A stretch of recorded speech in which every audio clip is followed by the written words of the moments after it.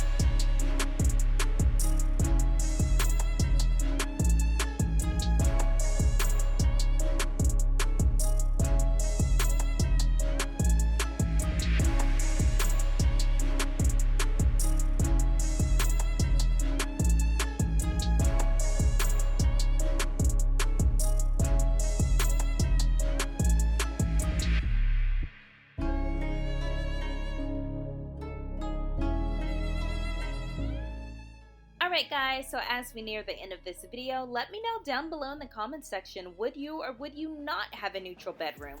Also, I wanted to take a look at this room. I am just obsessed with that bench at the edge of the bed. It's not a bench, but table, maybe table. But look at it, you guys. It's just a sheet of wood, and it is actually stabilized by 2 stacks of magazines. I think it's genius, but also I feel like, you know, if you need something, now you gotta lift it up. I mean, it could go wrong. But what do you think about that? I'm so curious to know.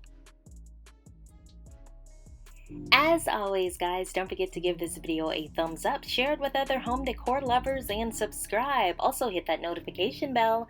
I will see you in the next video. Bye, friends.